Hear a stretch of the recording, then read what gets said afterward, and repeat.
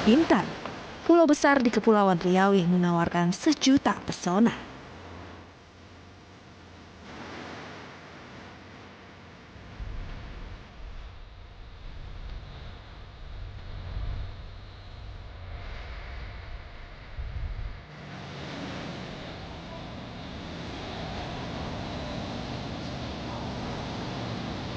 Melihat lebih dekat kota lama Tanjung Pinang dan Pulau Songgarang yang masih dibalut dalam suasana Imlek.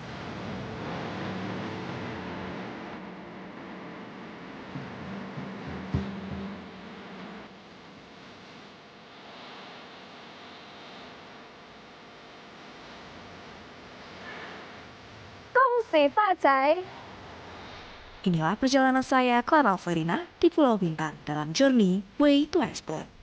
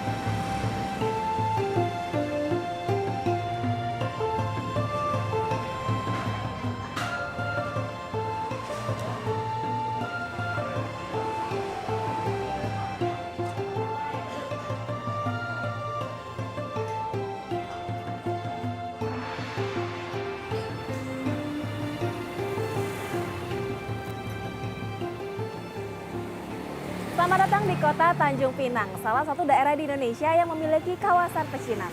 Dalam suasana Tahun Baru Imlek, suasana di kota Tanjung Pinang ini semakin meriah dengan dekorasi Imlek.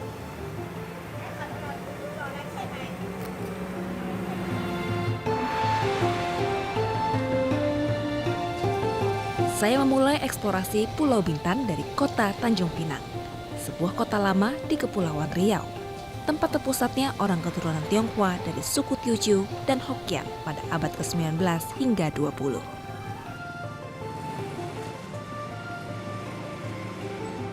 Keberadaan orang keturunan Tionghoa di kota Tanjung Pinang tak lepas dari letaknya yang amat strategis dan masuk dalam jalur perdagangan yang kerap disebut jalur Sang Naga.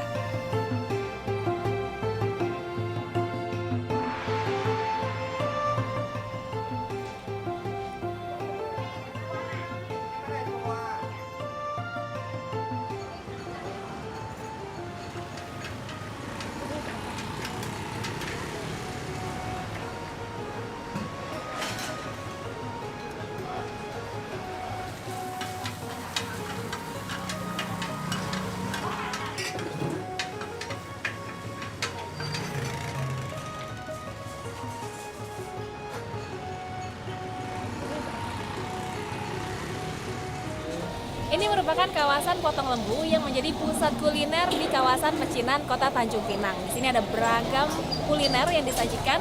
Kalau malam di sini berubah menjadi pujasera namanya Akal Potong Lembu. Sekarang saya mau coba kuliner dan juga kopinya. Yuk.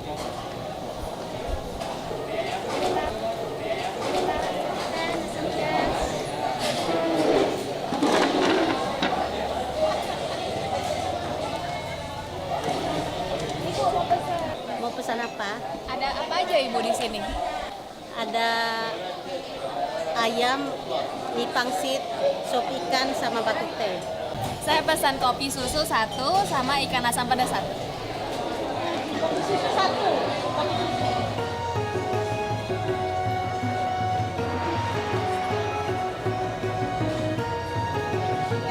Jadi kawasan Potong Lembu ini buka dari pagi sampai dengan siang. Jadi suasananya ramai sekali. Ada yang cari sarapan, cari makan siang, bukan sekedar makan, tapi juga mereka biasa duduk-duduk nongkrong aja sambil ngobrol dan juga sambil ngopi. Menariknya bukan hanya orang keturunan Tionghoa yang makan di sini, tapi juga ada yang dari suku Melayu. Semuanya makan di sini berbaur jadi satu. Kopi dulu ya. Kopi susu, Kecap, ikan asam pedas. nasi. Terima ini kuliner khas yang ada di Kota Tanjung Pinang. Salah satunya ada ikan asam pedas dan kopi susu. Kita coba ya.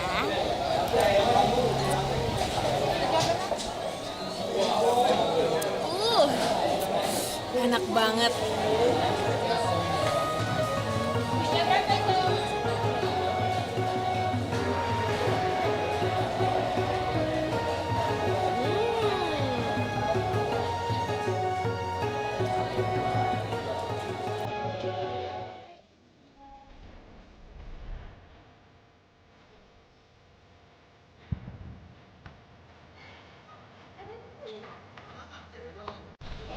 Salah satu destinasi unggulan yang ada di Kota Tanjung Pinang ialah Wihara Patung Seribu Wajah.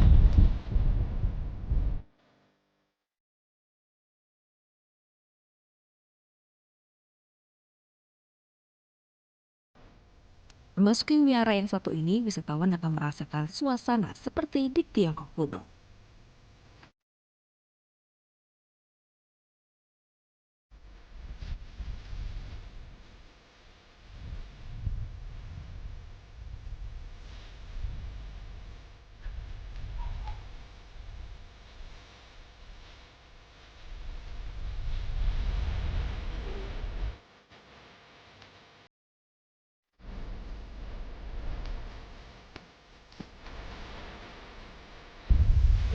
Kenapa disebut sebagai Wihara Patung Seribu Wajah? Karena di sini ada ratusan patung dengan berbagai ekspresi, ada yang marah, ada yang senyum, ada yang bingung, dan semuanya ini langsung dibawa dari Tiongkok. Wow.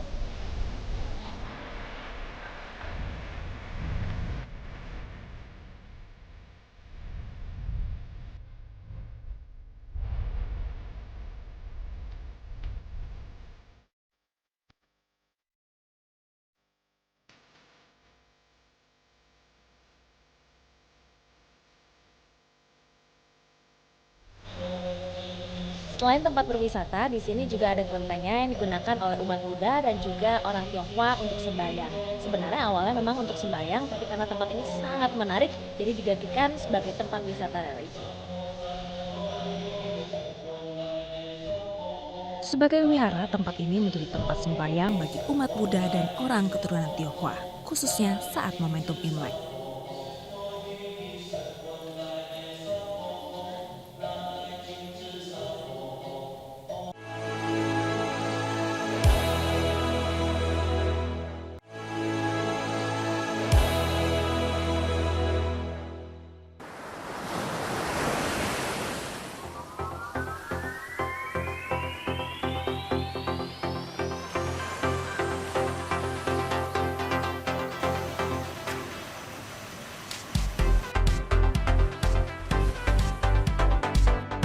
Pulau Bintan merupakan destinasi populer khususnya bagi wisatawan mancanegara. Kawasan Lagoy yang berada di ujung utara Pulau Bintan menjadi primadonanya.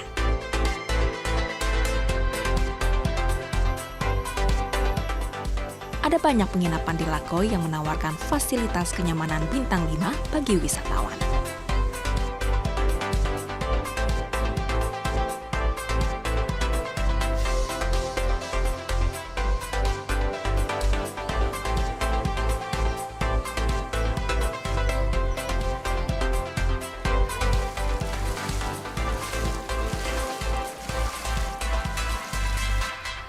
Kawasan wisata Lagoy, Pulau Bintan menawarkan pesona keindahan pantai.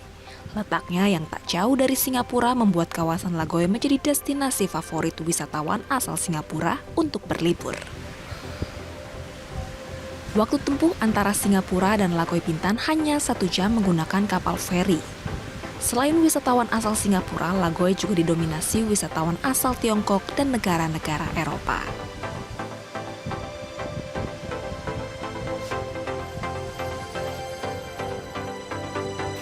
Kalau ke kawasan wisata Lagoy di Pulau Bintan, ada banyak sekali permainan yang bisa dicoba, salah satunya ATV. Halo Pak. Halo. Pak, mau main ATV boleh? Boleh. Silahkan. Apa saja sih yang harus diperhatikan kalau main ATV? Oke, kita ada safety gear sebelum kita pergi naik ATV. Kita ada helm, kita ada elbow, kita ada knee guard juga. Pak harus pakai dulu sebelum kita test drive. Baik, ayo.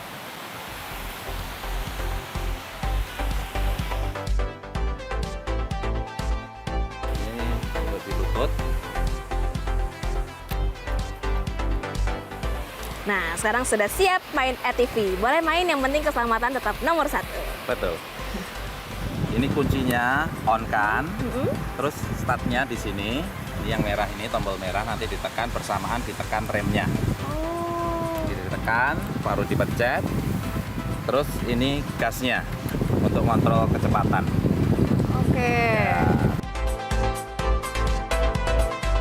Biasanya ATV dimainkan di dalam hutan. Namun ternyata bermain ATV di pantai juga tidak kalah seru. Sambil menikmati deburan ombak dan keindahan pantai.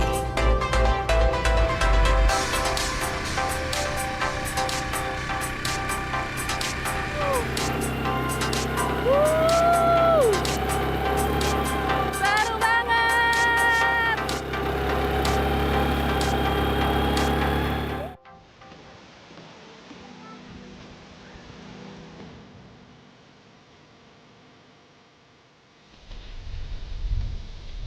Setelah seharian beraktivitas, sekarang waktunya untuk memanjakan diri dengan spa. Halo, makasih banyak dari Spa. Halo, Siang. Pak, di sini ada masasnya apa aja? Kami ada massage facial, body scrub, body wrap, manicure dan pedicure. Massage-nya kita ada Balinese, type massage, gentle massage. Wow, menarik ya. Yuk langsung kita coba ya, boleh ya Mas? Boleh.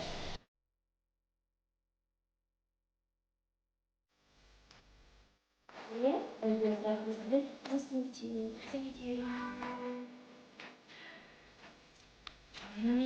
baru dipegang aja sudah enak. Spa menjadi pilihan tepat saat berwisata untuk menghilangkan lelah, melemaskan otot tubuh, dan menenangkan pikiran. Kini sudah banyak destinasi di Indonesia yang menawarkan spa sebagai salah satu alternatif layanan saat berwisata.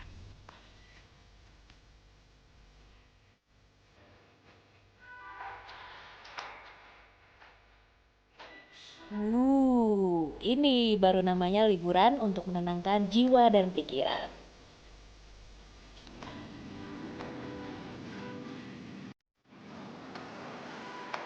Pernah mencoba makan di tengah lapangan golf dengan pemandangan matahari terbenam? Tentunya dengan makanan dan minuman yang istimewa.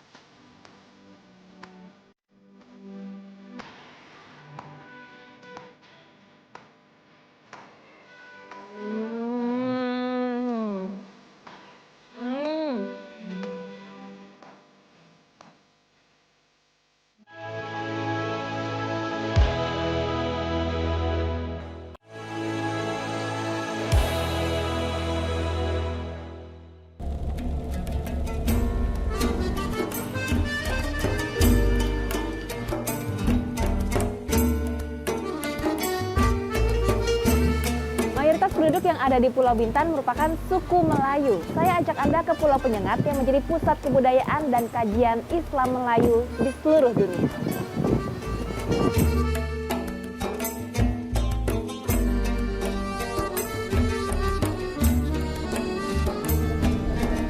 Harga tiketnya per orang 7.000, waktu tempuh dari Kota Tanjung Pinang ke Pulau Penyengat kurang lebih 15 menit.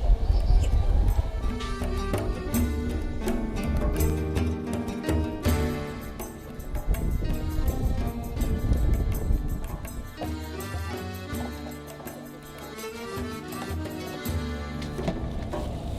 Transportasi berupa kapal pompong merupakan moda angkutan antar pulau yang biasanya digunakan masyarakat lokal.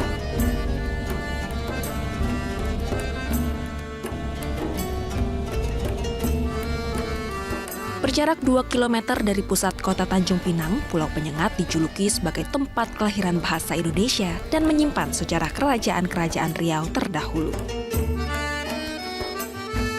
Salah satu bangunan yang menarik di Pulau Penyengat ialah Masjid Raya Sultan Riau. Bangunan dan warna masjid yang unik mengundang banyak wisatawan untuk menikmati indahnya bangunan masjid dan sejarah pulau ini.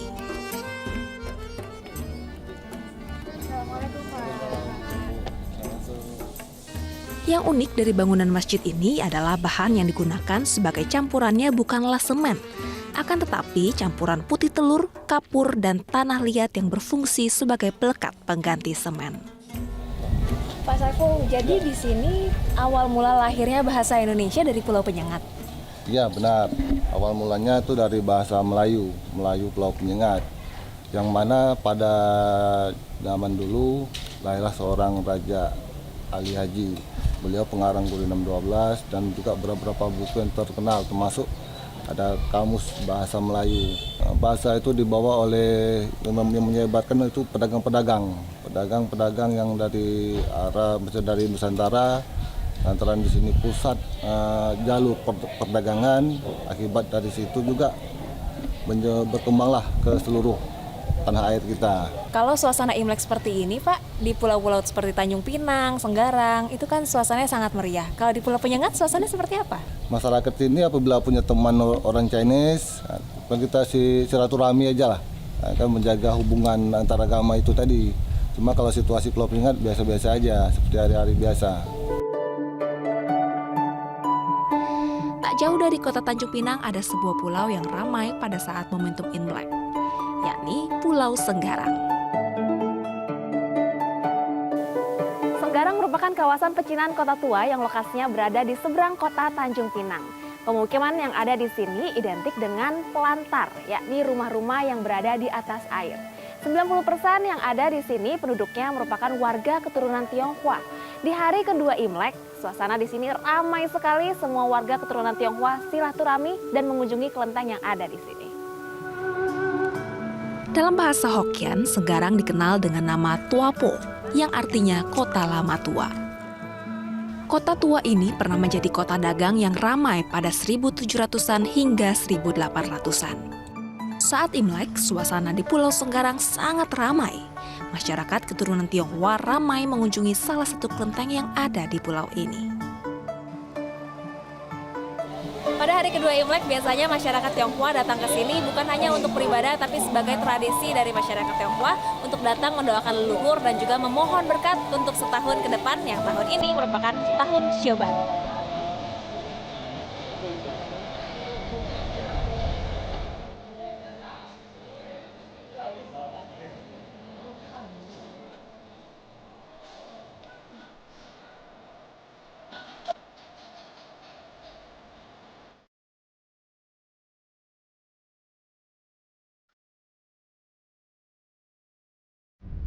Salah satu tradisi saat Imlek ialah bersilaturahmi ke rumah keluarga dan saudara. Yuk!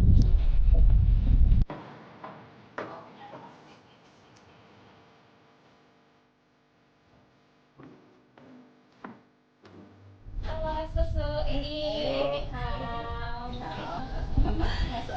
selamat hari Imlek. Kalau tradisi Imlek biasanya ngapain aja, Banyak yang datang sini, banyak. Iinya asli tinggal di sini. Saya kadang Batam, kadang sini. Jadi kalau Imlek kumpul semua di sini ya. Semuanya di sini. Keluarga semua pada di sini. Sama saudara-saudara semua datang gitu. Teman-teman gitu kan. Yang tempat lain tuh kadang-kadang bantau, jauh-jauh ya pulang juga. Kalau biasanya Imlek juga ikut merayakan ya Ibu ya? Iya, ikut. Kami kerukunan beragama gitu ya. Jadi kalau Imlek di sini kami berkunjung ke yang Imlek. Nanti kalau kami Lebaran yang Tionghoa datang ke tempat kami yang Lebaran. Dan pastinya kalau Imlek selalu ada makanan cemilan khas-khas Imlek. Ini ada emping, Ada. terus permen. Nih, permen ini teng-teng ya namanya ya. Teng-teng. Dari kacang, lalu ada permen-permen seperti ini. Oh, ini di sini. Ya di sini ini depan. Tradisi yang paling dinanti saat Imlek ialah waktu silaturahmi bersama keluarga. Imlek menjadi momentum indah saat keluarga dari generasi ke generasi yang telah lama tak berjumpa, yang merantau jauh, kembali ke kampung halaman. Salah satu tradisi saat Imlek biasanya yang sudah menikah membagikan angpau kepada yang belum menikah dan juga kepada anak-anak. Tujuannya supaya yang menerima angpau ini bisa dapat rezeki.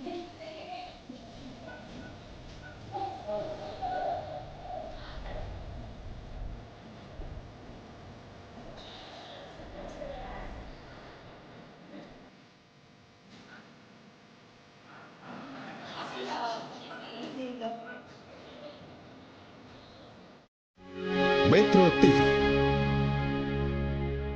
Jelajahi cara baru mendapatkan informasi. Download Metro TV Extend sekarang.